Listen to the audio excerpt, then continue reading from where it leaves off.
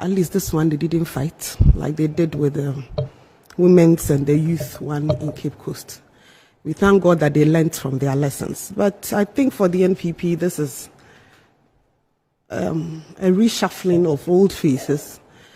I mean, you have basically all the people who have been elected, have been in positions of power in the NDC party at one time or the other in their lives.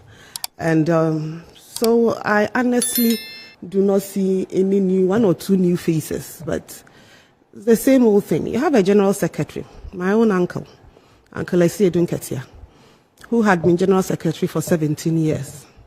And you go and you bring him as chairman. Nothing new. You have Honorable Fifi Kweti, who was propaganda secretary. And he was also minister, deputy minister. We all saw and heard all the things he did and he said, including accusing former presidents of stealing Ghana's gold reserves when there was none. And you bring such a person as your general secretary. Same old, same old. You go and you bring back your old youth organizer, same women's organizer. So I'm really, well, it's the same old thing. That's what I see. As for getting ready for election 2024, I hope they do get ready. And I would support the message that my Deputy General Secretary gave at their conference, that in getting ready, they contact us so that we help them set up a credible results coalition center, because obviously they don't have the skill in collating their results. I'm not the one who said it. It's their new chairman, former secretary, who said it. And they also put their act together so that when we tranche them in 2024, they will not call their youth onto the streets for them to be drowned in hot water when they know that they do not have the means and the capacity to determine whether they have been cheated or not. Because if you can't collate your results, you cannot tell me that you had been cheated. What were your results? What did you get that somebody cheated you? So obviously they have a lot of reorganizing to do. I know they are trying to, in a friend of painting iron cotton. They are just putting old paint. They are putting new paint on the old building. And hopefully, in doing that, they will learn from their mistakes and not bring all of us to the brink of disaster. When they know. Painting iron cotton. The new executives they are old executives. People who have, they are organized. Seriously. He was in Ashanti region. We know what Mr. Yamin can do, what he's capable of. And so if you brought him into a new position, it's just you are painting him. So all the executives they have gone to vote for, they've just painted them over. Hopefully, the new paint would help them re-strategize, because I still don't get it. How you can go for 2 elections and you cannot collate your results and you still think somebody cheated you. Well, congratulations to them. As I said, at least they learned from the their women and the youth wing issues, and they didn't come fighting. Let's see how it goes.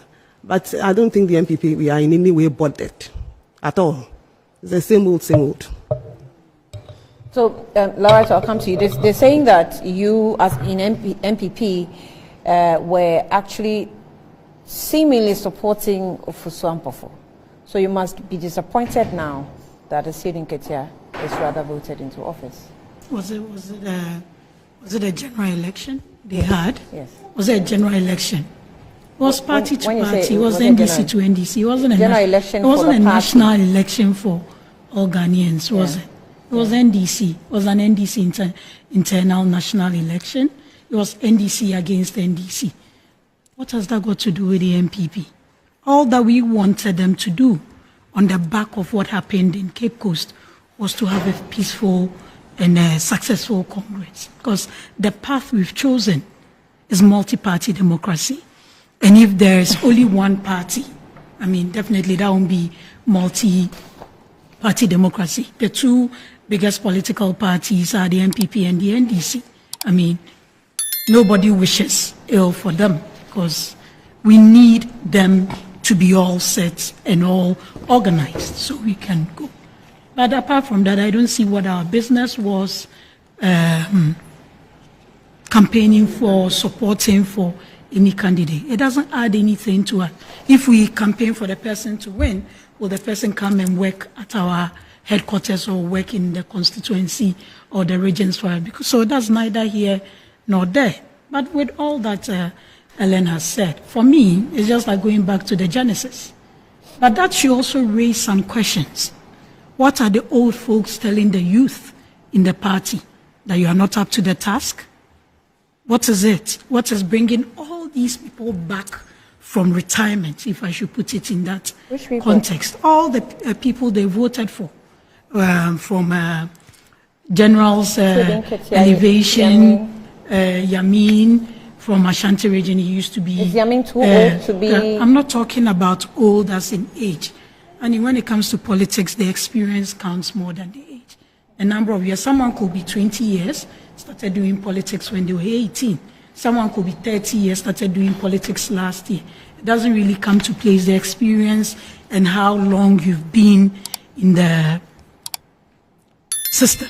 That shows what your level of experience and how old you are in the system. For me, is something wrong? Are the people at the helm of affairs now not doing what is supposed to be done? And the whole, it was peaceful, no doubt about that. What happened in Cape Coast, we all condemned it. We are happy they learned from it, because that should be how we should all operate. It should be contest of ideas, policies and all that, and nothing to do. And the whole militant look and wearing of war regalia and all that was a bit off for me, but whatever it is, we can't take away from them the fact that they organized a peaceful How did that election. war regalia communicate to you? For me, what's at stake? Then when the secretary now chairman says we are going to sacrifice our lives for power. Maybe we need to understand the context, because I don't think anybody should sacrifice their life for power. I don't think there's also a party nobody should I won't do sacrifice that for power. Our 25-year friendship over NDC, and I'm sure he was referring to. There's a part that he also said that he will not sacrifice his 25 years of friendship with Ofusampofo over NDC, which means that he was committed. The friendship he's had with him in politics.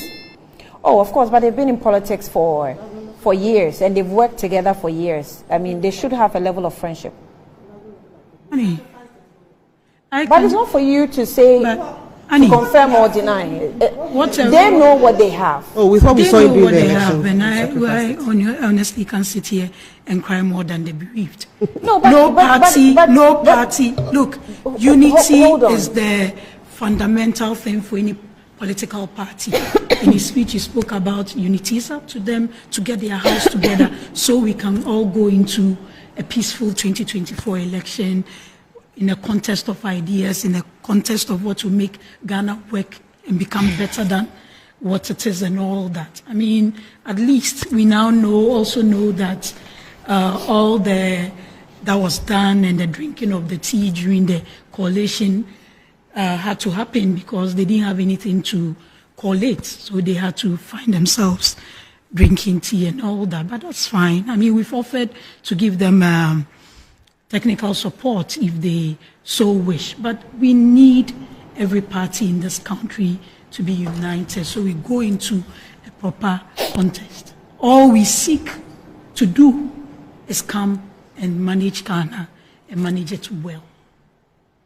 Right. So whatever it is, I don't think sacrificing lives should be anything that should go, unless it's in a different context. And I also hope that as chairman, since he knows that they are youth, and I followed your interview with him, since he has realized that the youth have some temper tantrums, I hope he's going to work with them to deal with those things, so we don't see what we saw during the Youth and Women Conference ever again.